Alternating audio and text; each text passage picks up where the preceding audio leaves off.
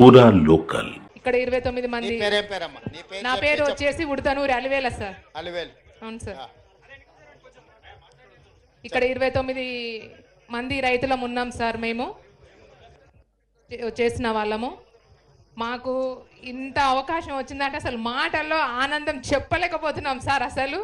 అసలు మిమ్మల్ని చూస్తున్నందుకు నాకు ఒక దేవుణ్ణి చూసినట్లే అసలు పడుకుంటే అసలు మీ ఫేసే గుర్తుకొస్తుంది సార్. నాకు నిజం చెప్పాలంటే అసలు నాకు మాటలు రావట్లేదు మిమ్మల్ని చూస్తుంటే. ఏం చదువుకున్నావు మనం? డిగ్రీ అయిపోయింది. డిగ్రీ చదువుకున్నావు. మన చెంచుగూడలలో డిగ్రీ చదువుకొని ఇది ఉన్న వాళ్ళు ఉన్నారు. ఇండ్లు ఉన్నాయమ్మా? ఇండ్లు వచ్చినా? ఇల్లు లేదు sir. Okay, Srinivas Reddy sir ఈయనే ఉన్నాడు. మీకు అందరికి ప్రత్యేకంగా ఇండ్లు ఇస్తాడు. మళ్ళీ ఒకసారి వస్తాడు మీ అందరికి గూడాల మన చెంచులందరికీ ఇస్తున్నాం. అదే సపరేట్ స్కీమ్ వాళ్ళకి ఇండ్లు ఇస్తాం. ఇప్పుడు ఎన్ని ఎకరాలు వేసుకున్నారు? మొత్తం 29 మంది రైతుల ఎన్ని ఎకరాలు అయింది ఇప్పుడు? ఇది ఎకరన్నారా అంటే దాదాపుగా 45 ఎకరాలు ఉన్నది. మంచిగా నీళ్ళన్నీ మంచిగా పడ్డాయి కదా? పడ్డాయి సార్. తోట ఏమేమి తోట పెట్టారు? నిమ్మ, ఆవకాడ. ఆవకాడ పెట్టిరా? దానిమ్మ కూడా పెట్టిరా? కొబ్బరి కూడా సార్. ఓకే, మరి మంచిగా బతికించుకోవాలి. బట్టి విక్రమార్క సార్ బాగా ఆలోచించి మీకు గారు, మా కలెక్టర్ సార్ గారు, మా కమిషనర్ శరత్ సార్ గారు, మా పిఓ సార్ గారు, వీరందరి ఆధ్వర్యంలో మాకు ఇంత ముందుకు తీసుకెళ్ళి మమ్మల్ని ఇంత అభివృద్ధి పరుస్తున్నందుకు చాలా చాలా సంతోషంగా ఉంది. అసలు సార్ వాళ్ళందరూ ఇక్కడికి వచ్చేస్తుంటే ఏం చేస్తారు అనేది ఆలోచన ఉండిపోయింది. సార్ వాళ్ళు వచ్చేసి ఇక్కడ ల్యాండ్ భూములు చూడడము, వచ్చి హార్టికల్చర్ వాళ్ళు వచ్చి భూమి చూసి మాకు బోర్లు వేయడము, తర్వాత మొక్కలు నాటించడం, సోలార్ ఫిట్టింగ్ చేయడం, డ్రిప్స్ ఇవ్వడం, స్ప్రింకర్లు ఇవ్వడం, ఇవన్నీ జరిగినాయి సార్. అసలు ఆర్టికల్ వాళ్ళు ముందుండి వాళ్ళు మమ్మల్ని కూడా చాలా మోటివేట్ ట్రైనింగ్స్ తీసుకెళ్ళడం, మొక్కలు ఎలా అంటుకట్టుకోవాలి, ఎంత లోతు గుంత తవ్వాలి, మనం దానికి పురుగు పట్టినప్పుడు ఏ మందులు వేసుకోవాలి, సేంద్రియ ఎరువులు ఎక్కువగా వాడుకోవాలి అనే దానిపైన మాకు హార్టికల్చర్ వాళ్ళు చాలా బాగా చెప్పడం జరిగింది సార్. కానీ ముందుండి మా ఎమ్మెల్యే సార్ గారు, మా కలెక్టర్ సార్ గారు, మా కమిషనర్ సార్ గారు, మా పిఓ సార్ గారు లేకుంటే మేము లేము సార్. అసలు వాళ్ళందరికీ ఇప్పుడు నువ్వు నేర్చుకున్నావు కదా, నువ్వు ఇంకా కొన్ని గూడాలలో పోయి ట్రైనింగ్ చేయడానికి సిద్ధంగా ఉన్నావా? ఎందుకంటే ఇప్పుడు నువ్వు నేర్చుకున్నావు కదా, నువ్వు నేర్చుకున్నది ఇంకా కొన్ని గూడాలలో మన రైతులకు నేర్పాలి. ఇది ఎందుకంటే మనోళ్ళకు సోలారు ఎట్లా పెట్టుకోవాలా, పండ్ల తోటలు అందరం మనము ఒకటే పంట పండించేది, ఒడ్లో పత్తి పండించేది అయింది. కానీ దీంట్లో ఒక్కసారి పంట వస్తే బాగా ఆదాయం వస్తుంది. సార్ మీకు పెట్టించిన అవకాడో కానీ, మ్యాంగో కానీ, నిమ్మ కానీ, దానిమ్మ కానీ, మంచి బత్తాయి కానీ మంచి ఆదాయం పెరిగేది. రెండోది మనకి నల్లమల్ల అడవులలో ఈ కరెంట్ ఇక ఫారెస్ట్ వాళ్ళు సతాయించడాలు ఇవన్నీ ఉంటాయి.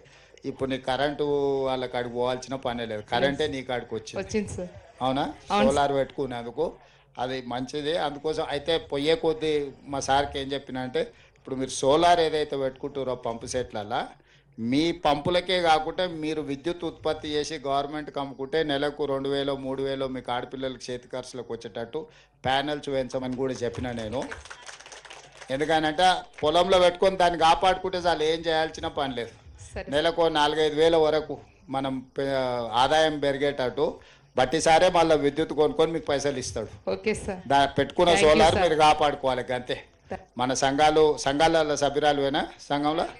సంఘాలలో ఉన్న వాళ్ళందరికీ కూడా కలెక్టర్ గారు వీరిని ట్రైనింగ్ ఇచ్చి వీళ్ళతోని మళ్ళీ ట్రైనింగ్ వీళ్ళతో పెట్టించుండ్రి. దాంతో ఏమైందంటే వాళ్ళు ఇంకా జాగ్రత్తగా చెప్తారు. చదువుకున్న అమ్మాయిలు ఎవరైతే ఉన్నారో వీళ్ళకి కొంచెం ట్రైనింగ్ ఇచ్చి వీళ్ళని ఎంపవర్ చేసి లిటరేచర్ అంతా కూడా వీళ్ళకి ఇచ్చి ఎక్కడెక్కడ మనకు గూడాలు ఉన్నాయి, ఈవెన్ ప్లెయిన్ ఏరియాల రైతులకు కూడా వీళ్ళతో ట్రైనింగ్ ఇప్పారు. ఎందుకంటే వాళ్ళ సంఘాలలో కూడా సభ్యులు, ఆ సంఘాల సభ్యులు అందరు కూడా అవగాహన కల్పిస్తే వాళ్ళ భూములలో కూడా పెట్టుకుంటారు. వాళ్ళకు ఒకటి వాళ్ళ భూమిలో సోలార్ పంపు సెట్ పెట్టుకుంటే కరెంట్ వచ్చిందా పోయిందా ఈ పంచాయతీ ఉండదు.